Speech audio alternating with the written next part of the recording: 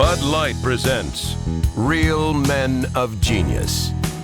Real men of genius. Today we salute you, Mr. Centerfold Retoucher.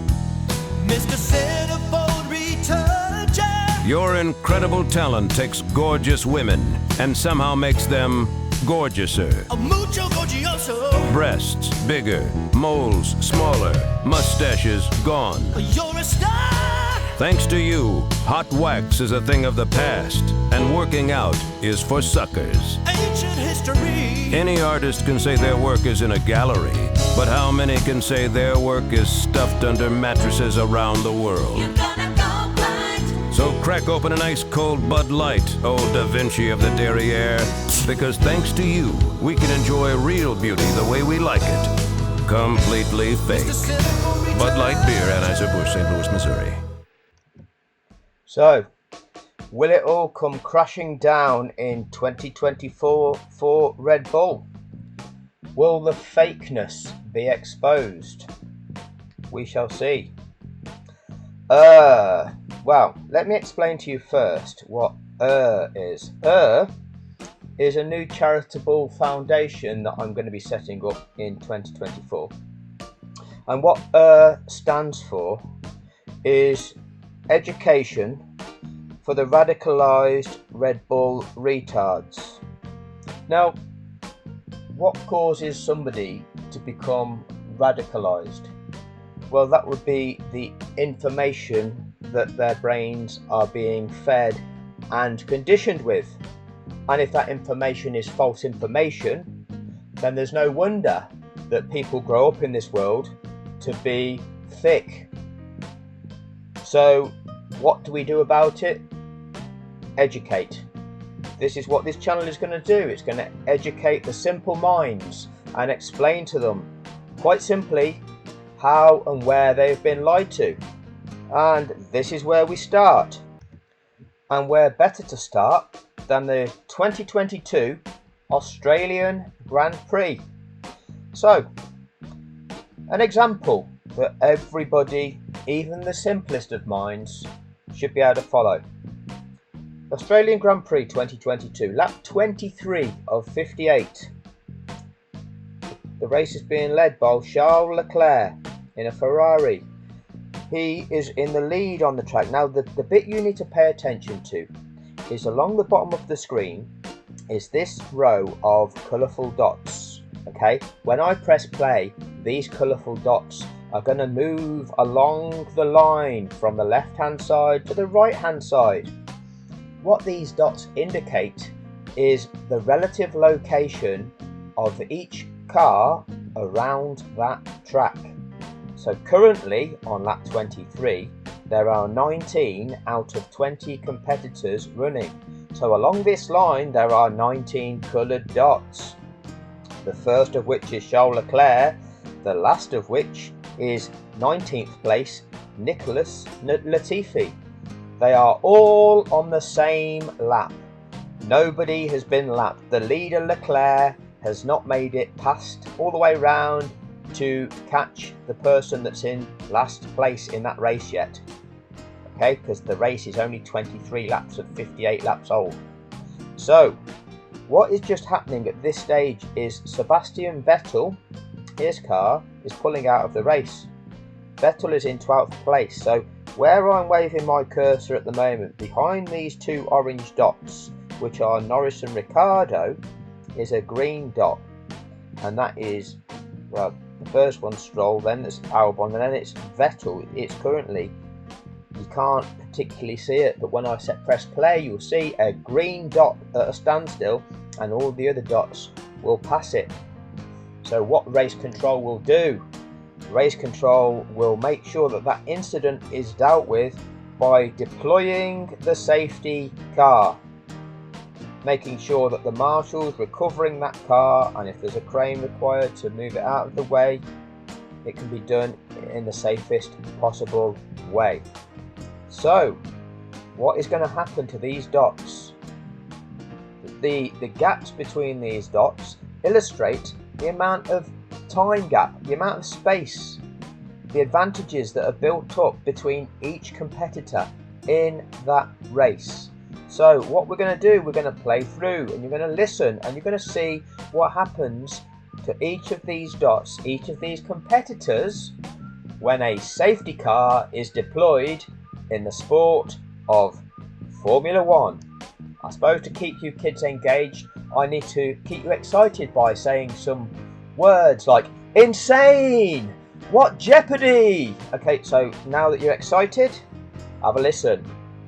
Well, we saw what happened, didn't we, last time around when it was a DRS-enabled Red Bull versus the Mercedes.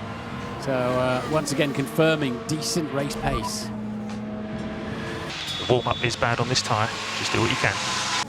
As Lewis Hamilton sees the Red Bull going round the outside, trying to pass him, going into the chicane, and he has done that. Sergio Perez, he had the pace advantage, going round the outside, gets a ripple of applause from the crowd, and now the safety car is out. So that's the end of that particular... Okay, so we can see Sebastian Vettel's green dot is at a standstill. They've called for the safety car. Leclerc is just completing this lap, and you can see they're still all on the same lap. See what happens. Scrap, and we have the safety car deployed for a second time in this race because Sebastian Vettel has stopped by the side of the track round at turn 5. Oh no, not the scooter for Seb again this weekend. George Russell has come into the pits. George Russell out again and up into third place. Mercedes taking advantage of the safety car, not losing as much time as you pit under the safety car. Look, 12 seconds as opposed to nearly 20. George Russell's just popped himself up into the podium standings with a very opportune moment to come in and do your pit stop. Oh, it worked beautifully for George. He was probably in coming into the pits anyway that lap, and so it gives him 5 laps advantage over Max Verstappen. That's why Seb has stopped then, because that looks like it's come from the Aston Martin. What you'll see here is this light green dot of Russell. The GPS is clearly not working. It will drop behind those 2 dots of Leclerc and Verstappen, but for a few seconds or a few minutes even, you'll see it ahead of these 2 dots, but you will see it correct itself as we go through the footage. That's just a strange anomaly with what's going on with their GPS on this particular example. We saw double waved yellows, then the track was clear, and then we see Seb stopping. Now, he was right behind Alex Albon in the Williams. Stops it in turn 5. Oh no, he's on the exit of turn 4. That's highly unusual. And then of course he freewheels into 5, which is where we picked him up looking like he'd just broken down. But And I just want to clarify this because we have a person that's been a long time subscriber, well, let's call them what they are, a troll of the channel, that when I explained a scenario like this to them before, they didn't understand the notion of when cars have not been lapped, the order of those cars on the racetrack is first down to last. So just to be clear, that order of dots is the order that they are in that race, because David CP from Australia didn't seem to understand that, but I don't know how to explain that any clearer. Anyway, we'll carry on. he's dropped it coming off the curb, and that hurts when you oh, how many bits and pieces have they used at Aston Martin this weekend? Front wings especially. I tell you what, this is not only the most costly, but this could be one of the worst weekends at Sebastian. Buffering. Vettel's had on track in his Formula One career, and he's had a few weekends. This is 280th race, but yeah, parts will be in short supply at the Silverstone-based team, even though we've got a racing weekend off next weekend. And you're also nervous of punctures. You're always nervous of punctures when you've got debris on the track like that. And so that's worked quite well actually for Red Bull, because with that tyre phase they had, they dropped a long way behind, hadn't they? 5-6 seconds behind. And George Russell up in third, Fernando Alonso in fourth. But he hasn't pitted. No, he hasn't. So Alonso might be running fourth, but he's lost out in this safety car period. Others who haven't pitted, Kevin Magnussen and also Alex Albon, who's running 10th as it stands. Lance Stroll, by the way. And how long will they wait? Came into the pits for a third stop in this race. He's dropped down to 12th as a result. This was Sergio Perez. What jeopardy? Are we going to get any more racing laps? Well, no, sorry, reading from the wrong script. Is on Lewis Hamilton going the long way round, but with the pace to do it. The Red Bull's so quick in a straight line. Look at that, there's no DRS there. He's just driven around the outside of him. And Lewis being very, very fair there. And somehow Sergio made the corner. But then I think was a little bit disadvantaged on the exit. Running a bit wide, had to get out of the throttle, look. And Lewis starts to come back at him. This is the left-hander of 9. Look, he's gone really deep. Compromises 10. Lewis is coming at him. Then they call the safety car. That's Saved right. his bacon there. That's it. It certainly did. Otherwise, I think that helicopter shot quite clearly, Martin, showed that there will be another move coming. So the Aston Martin gets pushed away, and well, as you can see, extensive damage once again, and maybe another apology coming from Sebastian Vettel to his crew after last night's little chat with the mechanics in the garage. So, Charles Leclerc, leader of this race, but Max Verstappen has gained about 4 seconds on him during the pits cycle and will now be right behind once more when we get the safety car restart. George Russell, was coming to the pit lane at exactly the right moment behind the safety car and has managed to leap up into third place. Fernando Alonso will have to pit. As you can see, his tyres have been going for 24 laps. Sergio Perez ahead then of Lewis Hamilton after that overtake that he got in. And how long will they wait? What jeopardy? Just before the safety car, Magnussen's going to have to pit again as well. Norris and Ricciardo, very handy in 8th and 9th, and Alex Albon will have to pit from 10th when we get going once more. And if you're just waking up in the UK, a very good morning to you. A few are just waking up. Only just a few at the moment, though. If you've missed the opening skirmishes here in Albert Park of the Australian Grand Prix and you're a Sky Q and a Sky Glass customer, press your red button. You can watch highlights alongside the live action. So George benefited from that safety car, so he's managed to box under it. What does that mean? I've lost a position. A firm. Keep getting unlucky with safety cars. Yeah, exactly that, Lewis. Yeah, it's just bad luck. Referring, of course, to Jeddah, where Hamilton got caught and stuck behind Fernando Alonso. Oh, they just referred to Jeddah? I think it was lost time because the virtual safety car when Alonso was slowing down and then couldn't come into the pits because Daniel Ricciardo had parked. No, I think he might have been referring to Abu Dhabi. No, he wasn't, because that wasn't luck. That was fixed. Right at the entrance, and he didn't feel there was room enough to come in and therefore had to pit once the virtual safety car had finished and lost quite a bit of time in doing so. 10, down to you. What did you say, Crofty? He's referring to Jeddah, Hamilton. Yeah. Yeah, any other safety car he's referring to? Well, I can't remember. No. Tell us, Ted, tell us. I'm trying to move on from 2021. I'm not Move on, everybody. That was 5 years ago. And I suggest, for your own sanity, you do the same. Yeah, otherwise you'll be crazy. Ha ha. I'm just speaking for everybody watching at home. So, there wasn't another safety car. Ted, it's a new recent season. races. If we keep harping back to Abu Dhabi, we're never going to enjoy what's in front of our eyes. That's right. Ignore the atrocities of the past and just look forward to what's ahead of you. Don't learn from the past and just watch history repeat itself. All right, but talking about enjoying what's in front of their eyes is Fernando Alonso. So 2 reasons why he's not pitted under the safety car. First of all, he And how long will they wait?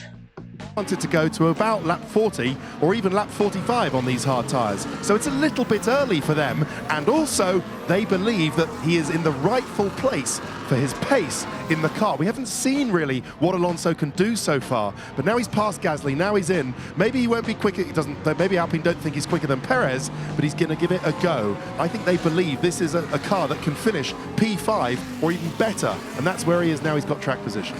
Yeah. He's got to pit again, though. That's the trouble. He has to pit for one time. Yes, exactly. Safety cars coming in at the end of this lap. Good. I want to Woohoo! see some racing again. Well done to the marshals for getting rid of all the debris and the wreckage of Sebastian Vettel's Aston Martin, and we can get going once more. Bert Mylander has probably been the busiest driver in an Aston Martin car in this race so far, apart from Lance Stroll, that particularly decent overtake. Yeah, Stroll up to 13th. It's starting to move in towards the World Championship points, but yeah, I think I said on the grid, didn't I, at the start of the show, at the start of the commentary, we were going to be seeing a bit of the safety car because the speeds are so high around her now. But also, as I say, as a temporary circuit, you don't have all the service roads and other facilities you might have at a newer, more traditional racetrack. So everything that stops on the side of the track. Holy cow, that was close. Whoa! Yeah, understood. He must have hit. If there was no contact with Yuki Tsunoda there, I would be amazed. So why is it we can now bring the safety car in? Is it that all them dots have caught up, so they're one behind the other? They're in the correct race order, and if you look down these intervals, they're all about half a second to a second between each and every competitor. That same scenario that you get when you start a race off. Because when you bring out a safety car to neutralise a race, that's it, the race stops. And everybody bunches up and it's like starting afresh all over again.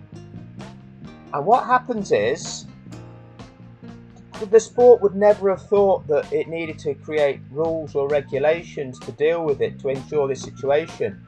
They would have never have thought that, would they? They would have never have thought that. Oh, they did. 48.10. Except under 48.12, which will come to 48.12. The safety car shall be used at least until the leader is behind it and all remaining cars are lined up behind him.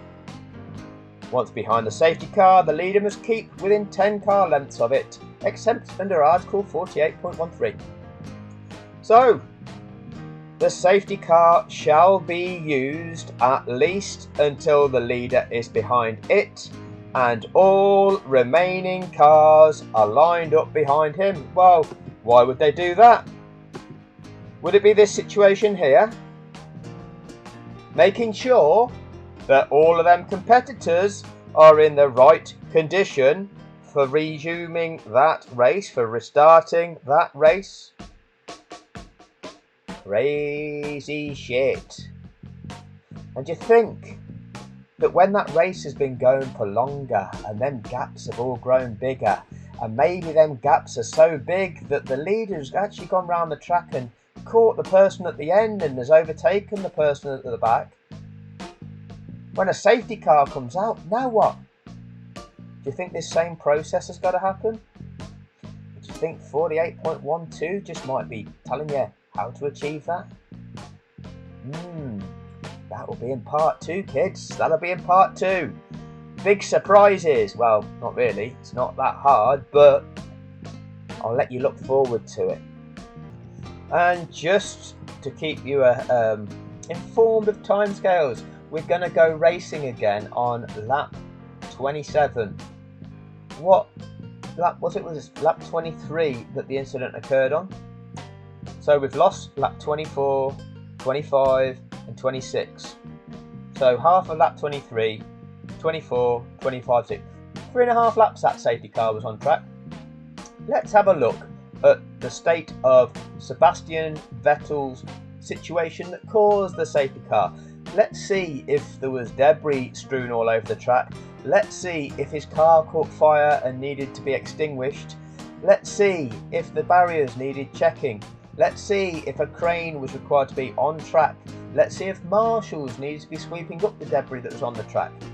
Let's see if the unlapping procedure had to take place, which means once the track has been declared clear, the lapped cars get released and then the mandatory safety car lap is performed. Let's have a check. Let's have a look. The curb, and that hurts when you. Oh, bit of debris there. How many bits and pieces have they used at Aston Martin this weekend? Front wings especially. I tell you what, this is not only the most costly, but this could be one of the worst And then he pulls over. weekends that Sebastian Vettel's had on track in his Formula One So, there was quite a lot of debris to have to clear up. career, and he's had a few weekends. This is 280th race. There you go, you can see there's bits of his wing and other bits of, whether that's carbon fibre on the track that will need a bit of sweeping.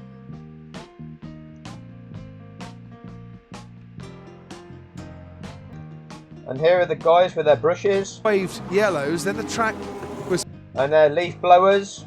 clear, and then we see...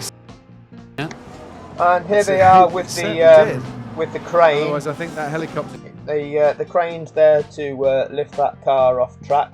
You know, you can see they've already used the fire extinguishers to put the fire out, and then they've had to get the crane from, you know, a few hundred yards away and get that on, hook it all up, make sure that it's not going to drop off. It showed that there will be another move coming.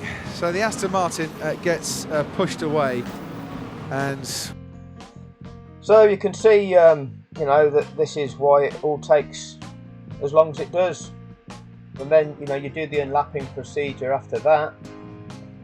Quite simple to see how long these incidents take to clear up.